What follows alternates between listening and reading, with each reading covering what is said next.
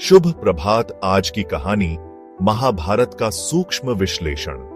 शास्त्र कहते हैं कि 18 दिनों के महाभारत युद्ध में उस समय की पुरुष जनसंख्या का 80% सफाया हो गया था।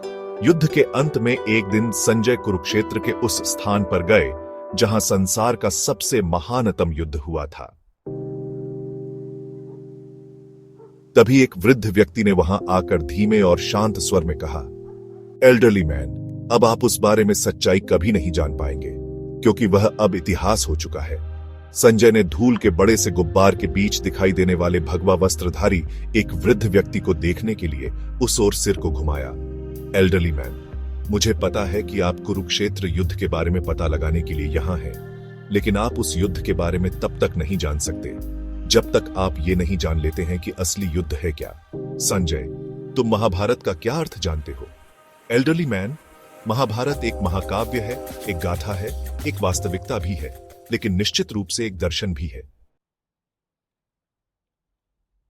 वृद्ध व्यक्ति संजय को और अधिक सवालों के चक्कर में फंसाकर मुस्कुरा रहा था। संजय, क्या आप मुझे बता सकते हैं कि दर्शन क्या है? एल्डरली मैन, अवश्य जानता हूं। पांडव कुछ और नहीं बल्कि आपकी 5 इंद्रियां हैं, दृष्टि, गंध, स्वाद, स्पर्श और श्रवण। और क्या आप जानते हैं कि कौरव क्या है? उसने अपनी आंखें संकीर्ण करते हुए पूछा।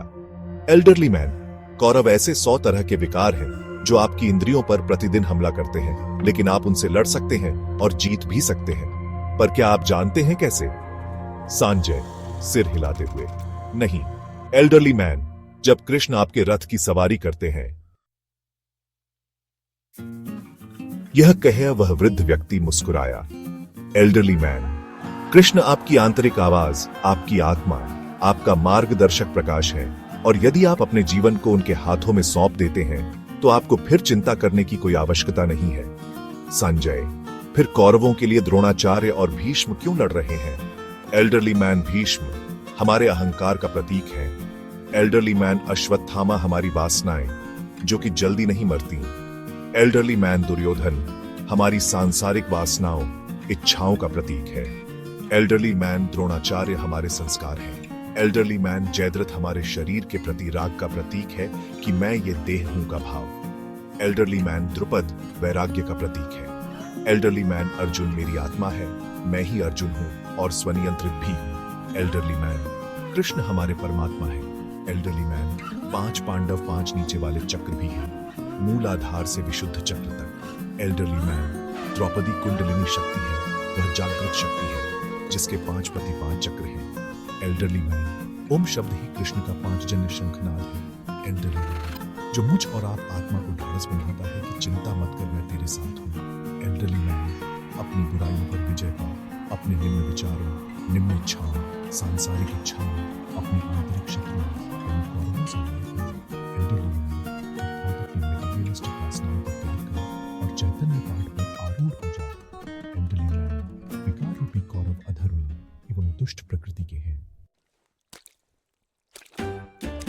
वृद्ध आदमी ने दुखी भाव के साथ सिर हिलाया और कहा, एल्डरली मैन, जैसे जैसे आप बड़े होते हैं, अपने बड़ों के प्रति आपकी धारणा बदल जाती है।